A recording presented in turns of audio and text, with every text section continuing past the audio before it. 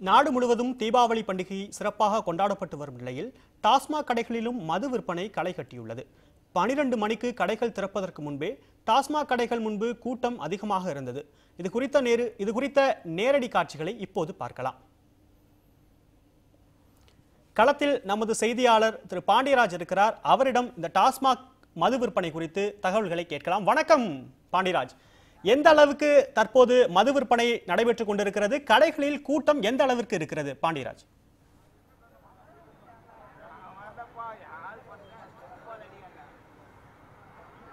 வணக்கம். அதாவது இந்த தீபாவளி பண்டிகை முன்னிட்டு இன்று அனைத்து விதமான பண்டிகைகளும் கொண்டாடி கொண்டிருக்கும் நிலையிலே இந்த நேரத்திலே மதுப்பிரியர்களுக்கான அதாவது வேட்டை என்று சொல்லலாம். கிட்டத்தட்ட கடை திறந்து 12 மணிக்கு தான் இந்த கடை திறந்திருக்குது. இந்த கடை திறந்த உடனேயே கூட்டம் அலைமோதிய கூட்டத்தை நம்ம பார்த்திருப்போம். இந்த நம்மளுடைய காட்சிகள் நம்ம ஒளிப்பு காட்சிப்படுத்தியிருக்க அந்த காட்சிகள் நம்ம பார்த்து கொண்டிருப்போம். அந்த அலைமோதிய கூட்டம் கிட்டத்தட்ட இப்போ கடை திறந்து 12, 1, 2 மணி இப்போது 2 தான் ஆகிறது. ஆனால் அதற்குள் நம்ம பின்னால் இருக்கக்கூடிய இந்த சேப்பாக்கத்தின் பகுதியில் இருக்கக்கூடிய இந்த கடையில் கிட்டத்தட்ட 1,20,000க்கும் மேற்பட்ட அதாவது மதிப்புள்ள சரக்குகள் அதாவது மதுபானங்கள் விற்று தீர்ந்திருக்குது. அதாவது 1,20,000 மதிப்புள்ள ரூபாய் விற்று தீர்ந்திருக்கு. அந்த 2 மணி நேரத்திலே 1,00,000க்கும் இந்த விற்பனையானது இன்று இரவுக்குள் கிட்டத்தட்ட ஒரு 4 முதல் 5 லட்சம் வரைக்கும் போகக்கூடும் என்று எதிர்பார்க்கப்படுகிறது. பாண்டியராஜ், கண்டிப்பாக இந்த விடுமுறை தினங்கள் என்றாலே மது விற்பனை அப்படின்றது களை கட்ட தொடங்கும். பொங்கல் பண்டிகையா இருக்கட்டும், மற்ற எந்த பண்டிகையா இருக்கட்டும், குறிப்பாக தீபாவளி பண்டிகை இன்று சனிக்கிழமை, நாளை ஞாயிற்றுக்கிழமை, இந்த 2 நாட்கள் விடுமுறையிலும் எத்தனை கோடி ரூபாய்க்கு மது விற்க வேண்டும் என்று ஏதேனும் இலக்கு ஏதேனும் நிர்ணயிக்கப்பட்டிருக்கிறதா பாண்டியராஜ்?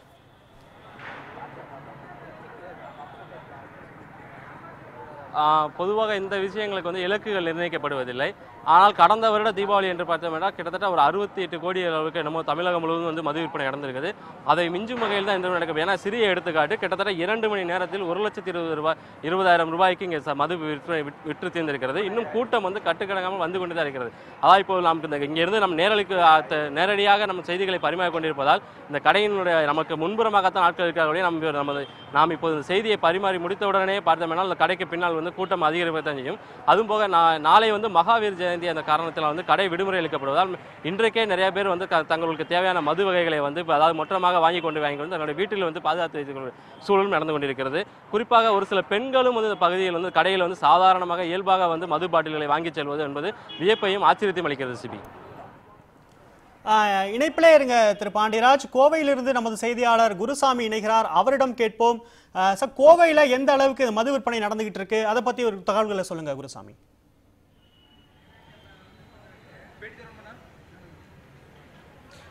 கோவையை பொறுத்தவரை மது விற்பனையானது இன்று காலை முதலே ஒரு பரபரப்புடன் காணப்படுகிறது. குறிப்பாக இந்த ரயில் நிலையம், பேருந்து நிலையம் ஆகிய பகுதிகள் அமைந்திருக்கக்கூடிய இந்த மதுக்கடைகளில் விற்பனையானது அதிகரித்தே காணப்படுகிறது. இதேபோன்று காந்திபுரம் பேருந்து நிலையம் மற்றும் கிராஸ்கட் வீதி ஆகிய பகுதிகளில் இருக்கக்கூடிய மதுக்கடைகளிலும் விற்பனையானது அதிகமாக காணப்பட்டு கொண்டிருக்கிறது. பொதுவாக இந்த விடுமுறை காலங்கள் மற்றும் அந்த பண்டிகை காலங்களில் மது விற்பனையானது அதிகரிப்பது வழக்கம். அதுவும் தற்போது தீபாவளி பண்டிகை என்ற காரணத்தினால் இந்த மது விற்பனையானது அந்த கோவையை பொறுத்தவரை மிக அதிகமாகவே நடைபெற்றுக் கொண்டிருக்கிறது. குறிப்பாக கோவை பகுதியை பொறுத்தவரை தொழிலாளர்கள் அதிகம் இருக்கக்கூடிய பகுதி. இந்த தற்போது தொழிலாளர்களுக்கு போனஸ் உள்ளிட்டு வழங்கப்பட்டிருப்பதன் காரணமாகவும் தற்போது அந்த பண்டிகையை மிகுந்த உற்சாகத்துடன் கொண்டாட வேண்டும் என்ற ஒரு காரணத்தாலும் இந்த மதுப்பிரியர்கள் தற்போது மதுக்கடைகளை நோக்கி வந்த வண்ணம் இருக்கின்றனர். இதன் காரணமாக இந்த கோவையை பொறுத்தவரை இந்த மது விற்பனையானது மிக அதிகமாக காணப்படுகிறது. திரு குருசாமி, மது விற்பனை நடைபெற்றுக் கொண்டிருக்கிறது. அதிக அளவில் மதுப்பிரியர்கள் இந்த டாஸ்மாக் கடைக்கு மது வாங்கிட்டு போயிட்டு இருக்காங்க. மது குடித்து விட்டு சாலையில் பயணிக்கக்கூடியவர்களை கட்டுப்படுத்த பிடிப்பதற்கு எந்த வகையில் அங்க காவல்துறையினர் முடுக்கி விடப்பட்டிருக்காங்க?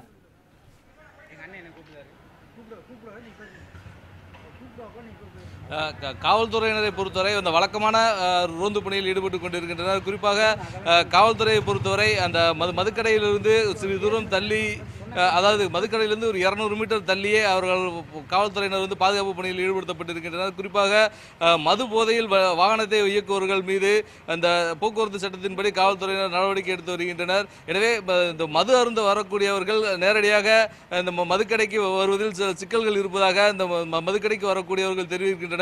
தற்போது நம்முடைய இந்த மதுக்கடையின் அருகில் இருக்கக்கூடிய சில நபர்கள் இருக்கிறார்கள், அவர்களிடம் கேட்கலாம். தற்போது நீங்க மது அருந்த வர்றப்ப உங்களுக்கு எந்த மாதிரியான பிரச்சனைகள்? நான் கொத்தனை வேலை செய்கிறேன். இல்லை, நான் கொத்தனை வேலை செய்கிறேன். இருங்க அதெல்லாம் இருக்கட்டும், அதெல்லாம் ஒன்றும் கொத்தனை வேலை செய்கிறேன் சார். நைட்டு 10 மணிக்கு 10 9:55 கடை அடைச்சிடறாங்க.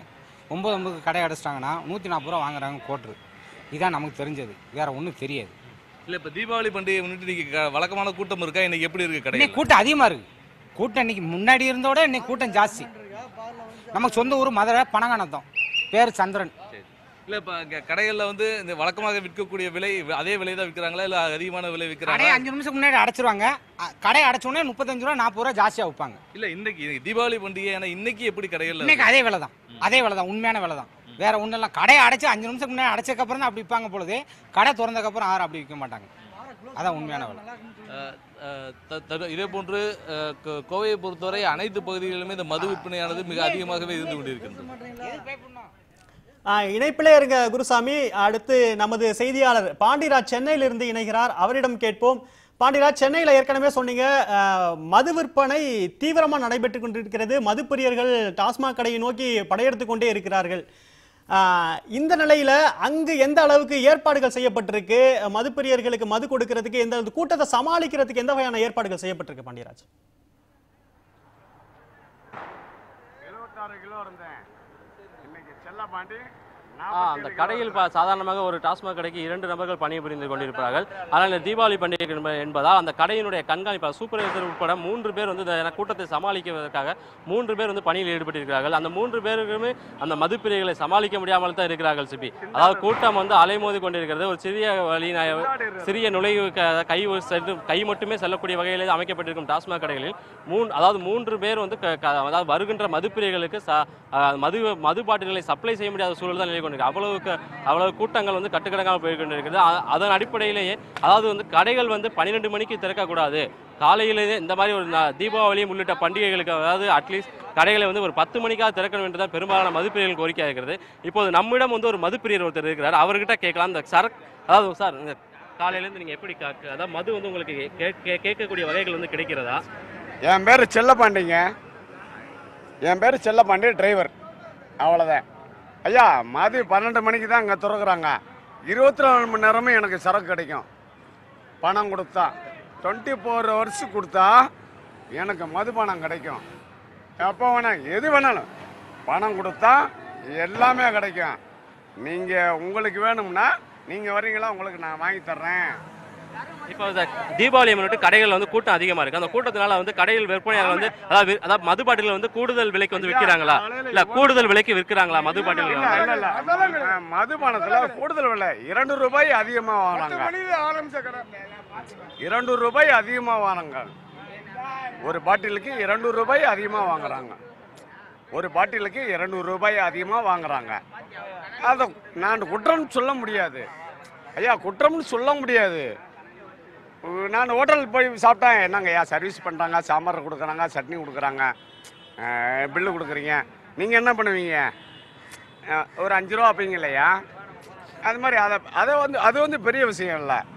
ஆனால் எனக்கு 24 மணி பார்த்தோம் சிபி கேட்டோம். இங்கே எங்களோட மதுப்பிரியர் சொல்லிடுறா, அதாவது கடைகள் வந்து அவருக்கு 24 மணி நேரமும் வந்து காசு கொடுத்தால் கிடைக்கக்கூடிய வகையில் தான் மது வந்து இங்கே கிடைக்கக்கூடிய இந்த பகுதியில் கிடைத்துக் கொண்டிருக்கிறது.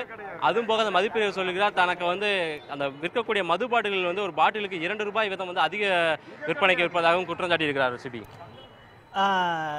சென்னை மற்றும் கோவையிலிருந்து நமது செய்தியாளர்கள் மது விற்பனை தொடர்பாக அளித்த தகவல்களை பார்த்தோம். மதுப்பிரியர்கள் தங்களுக்கான கோரிக்கையை முன்வைத்திருக்கிறார்கள். 24 மணி நேரமும் கடையை திறந்து வைத்திருக்க வேண்டும், நாங்கள் காசு கொடுக்க தயாராக இருக்கிறோம் அப்படின்னு ஒரு கோரிக்கை வச்சிருக்காங்க. இந்த பொதுவாக அந்த பண்டிகை காலங்களிலேயே மது விற்பனை அப்படின்றது கட்டுக்கடங்காத அளவில் தான் இருக்கும். ஸோ இன்னைக்கு தீபாவளி பண்டிகையை முன்னிட்டு முக்கிய நகரங்களான சென்னை, கோவையில் எந்த அளவுக்கு மது விற்பனை நடந்தது அப்படின்னு நம்ம செய்தியாளர் கொடுத்த கள நிலவரங்களை பார்த்தோம். தொடர்ந்து அடுத்த செய்திகளை பார்க்கலாம். சென்னையில் வேலை பார்த்து வந்த ஏராளமானோர் தீபாவளியை முன்னிட்டு சொந்த ஊர்களுக்கு சென்றதால் சாலைகள் வெறிச்சோடி காணப்படுகின்றன. தீபாவளிக்காக கடந்த 26ஆம் தேதி முதல் சிறப்பு பேருந்துகள் இயக்கப்பட்டு வந்தன. நேற்று இரவு 2821 பேருந்துகள் இயக்கப்பட்டன. கடந்த 3 நாட்களில் சுமார் 5 லட்சம் பேர் சென்னையிலிருந்து வெளியூருக்கு பயணம் செய்துள்ளதாக போக்குவரத்து துறை தெரிவித்துள்ளது. சென்னையில் தங்கி வேலை பார்த்து வந்த பிற மாவட்ட மக்கள் தங்கள் சொந்த ஊருக்கு